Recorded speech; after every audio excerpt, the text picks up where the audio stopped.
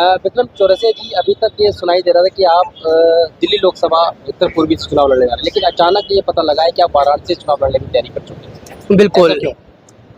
देखिए, बनारस बाबा विश्वनाथ काशी के यहाँ से कहीं ना कहीं एक जो अंदर से आवाज़ आई कि नहीं, मुझे वहाँ से लड़ना चाहिए, क्योंकि यहाँ मैं देख रहा था कि एक तरफ मनोज तिवारी हैं और एक तरफ कन्हैया कुमार है, जिनका बताने की ज़रूरत नहीं है। एक का और का कोई बैकग्राउंड है, एक का देश के को लेकर अलग ही बैकग्राउंड है।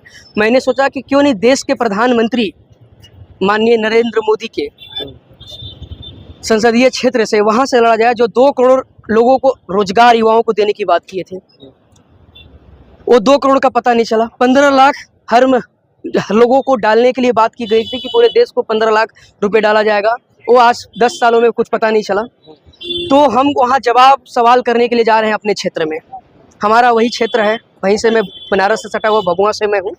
और जब हमारा सरकार जो सरकार में है और वो अपने जब दायित्वों को नहीं पहचान पा रहे हैं, जब वो अपने कर्तव्यों को नहीं निभा पा रहे हैं, तो कहीं ना कहीं आज ज़रूरत है कि एक युवा जो खुद IAS की तैयारी किया, फिर पढ़ाया भी, साथ के काफ़ी लोग मित्र बने, तो क्यों नहीं हम खुद जाकर उस अकाउंटेबिलिटी के लिए लोगों के अंदर वो आवाज़ बनकर मैं जाऊँ। जी, बनारस। ऐसा नहीं आप कन्हैया कुमार और मनोज तिवारी से डर गए हो? बिल्कुल नहीं, बिल्कुल नहीं। डर गया होता तो बताइए, देश के प्रधानमंत्री से लड़ने तो नहीं जाता काशी। देश के प्रधानमंत्री से आप जीतेंगे तो नहीं? अब देखिए, ऐसा भी तो हो सकता है अपन प्रचार करने जा रहा हूँ। बिल्कुल नहीं, बिल्कुल नहीं। देखिए, यहाँ मेरा जो था, यहाँ हम लोग पढ़ने पढ़ाने आए थे दिल्ली में। बनारस जो है अपना क्षेत्र है और देश के कह सकते हैं कि विश्व के सबसे मजबूत कहा जाता है। कहीं ना कहीं हमारे प्रधानमंत्री की बातें होती है पूरे देश में, लेकिन काम देखा जाए, चाहे वो बेरोजगारी हो सबसे ज़्यादा आज है, चाहे वो महिलाओं के साथ हो अन्याय, चाहे युवाओं के साथ, युवा जाता है ट्रेनों में भर भर के और बीच में पता चलता है कि पेपर लीक हो गया, फिर वैसे ही वापस आता है। तो खासकर मेरा युवाओं पर फोकस है, क्योंकि मैं खुद उस चीज़ को फेस किया हूँ। सबसे अधिक कई जगह से मुझे कॉल आ रहा है। एक मेरा मित्र है, DSP साथ पढ़ता था, बोला विक्रम भाई, आप अकेले युवाओं की आवाज़ को उठा रहे हो, आप अकेले उठा रहे हो। आप दिल्ली में रहकर आप रिजल्ट इस बार आए, अकेले पूरे देश में आपका वीडियो वायरल हो रहे हैं, लोग देख रहे हैं। तो कहीं ना कहीं बढ़ती महंगाई, गरीबी, बेरोजगारी के लिए हमें उस जगह से जाना है जहां से 2 करोड़ रोजगार देने के लिए हमारे प्रधानमंत्री जी ने बोले थे। वहां जाकर हमें वहां लोगों से मिलना है और चुनाव इसलिए वहां से लड़ा जा रहा है कि ताकि लोग पूरे देश में एक मैसेज जाए कि आज युवा के हालात क्या है, आज किस तरीके से महिलाओं के हालात है, किसानों की क्या हालात है।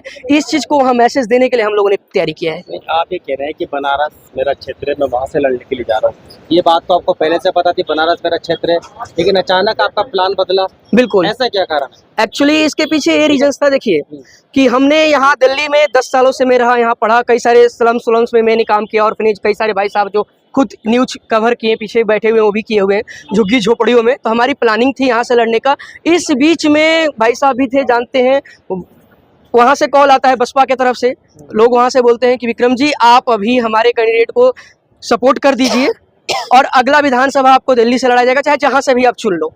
तो फिर आप यहाँ पर आ जाइए लखनऊ और मायावती जी के साथ मिलकर सदस्यता ले लीजिए और आप काम कीजिए। मैंने बोला कि मैं अपने संसदीय क्षेत्र बनारस जा रहा हूं और लड़ूंगा। जैसे ही पता चला कुछ पार्टियों के जो उन्होंने कैंडिडेट डिक्लेयर कर रखा है, वो पार्टी के अध्यक्ष बोले कि कोई योगी है उनको दे रखे हैं कि उस पंडित जी को मैं नहीं दे रहा हूँ विक्रम, अभी टिकट काटता हूँ और आपको दूंगा, आप लड़ जाओ यहाँ कर। फिर भी मैंने डिसाइड किया कि गांधी जी के रास्ते पर चलते हुए, पार्टीलेस डेमोक्रेसी की बातें करते हुए, जो लोकतंत्र आज कहीं ना कहीं लोकतंत्र को बचाने के लिए आज जो डायलेमा जो डेमोक्रेसी में है, लोग अपने राइट्स को लेकर अवेयर हैं लेकिन ड्यूटीज को लेकर कहीं ना कहीं अवेयर है नहीं है, खासकर हमारे जनप्रतिनिधि।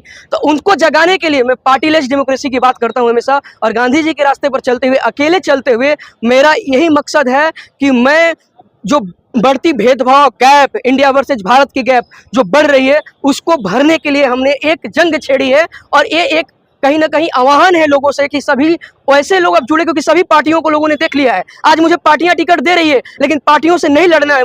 मुझे पार्टी लेस डेमोक्रेसी को सपोर्ट करना है, ताकि जन जन तक लोगों के दिलों में वो बात पहुंचे, ताकि हमें ये कहने में लगे कि हाँ, हमें जो लोग डिप्राइव्ड है, नीडी है, परेशान है, उनके लिए आवाज बन सके। नहीं, श्याम रंगीला भी जा रहे हैं वहाँ पर लड़ने के लिए। श्याम रंगीला हो, श्याम रंगीला को देखकर आपके अंदर जुनून जागा हो? बिल्कुल नहीं, बिल्कुल नहीं।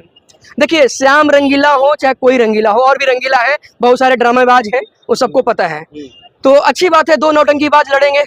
तीसरा जा रहा है जो काम किया कर्म भूमि रहा है वहाँ, और यहाँ भी कर्म भूमि रहा, चाहे बिहार पटना से लेकर, चाहे दिल्ली से लेकर, चाहे बनारस से, लगातार जो हम अपने लेवल पर कर सकते हैं, चाहे आपके माध्यम से, मीडिया के माध्यम से आवाज उठाना हो, चाहे झुग्गी झोपड़ियों में जाकर काम करना हो। यहाँ भाई साहब है, निशु साहब, भाई साहब रिकॉर्ड किए थे, यहाँ झुग्गी झोपड़ियों में हम लोग पढ़ाया करते थे स्लम के बच्चों को, अंदर घुस घुस कर इन्होंने किया, सारे वीडियो इनका पड़ा हुआ है।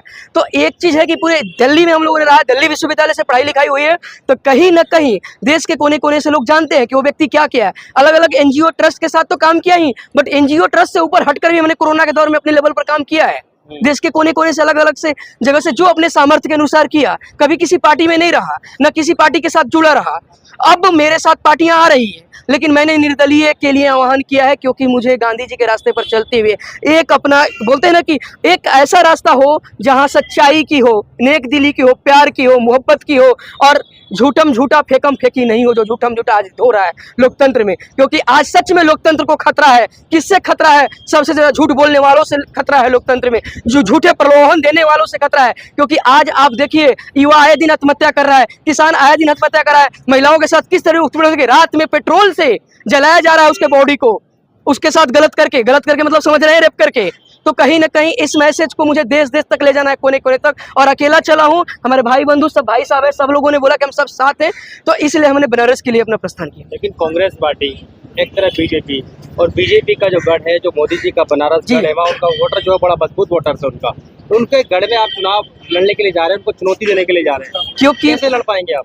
क्योंकि मैं सच्चाई के राह पर हूँ, और आप मेरा पूरा डिटेल खंगाल लीजिए। आज तक मैंने मेहनत को हमेशा और ईमानदारी को हमेशा माना, और अपनी बचपन से लेकर मैंने अलग अलग संस्थाओं के साथ या बिना संस्था के ही सेवा करते रहा। तो मुझे अपने सेवा पर भरोसा है, और जिस मकसद से बनारस जा रहा हूँ, जिस सेवा का हमारा अंदर ख्याल है, उस मकसद को मुझ पे पूरा करने के जा रहा हूँ उनके संसदीय क्षेत्र में। और वहाँ के लोग समझेंगे इस भाव को, क्योंकि जान गए हैं कि चाहे वो कांग्रेस हो, बीजेपी हो, चाहे अदर कोई भी क्षेत्रीय पार्टियां हो, उनको पता है कि हर वक्त आते हैं, वो छल करते हैं, और छल 5 साल के बाद फिर वो अपने जो 100 लाख तक लोग खर्च कर रहे हैं, करोड़ों करोड़ खर्च कर रहे हैं, जो करोड़ों करोड़ खर्च कर रहा है एक संसदीय क्षेत्र में, तो आप सोचिए कि उसको 5 गुना 10 गुना करने के भी तो प्लान करेगा वो। तो जो 100 करोड़ रुपए खर्च कर रहा है, वो कहाँ से पैसे ला रहा है?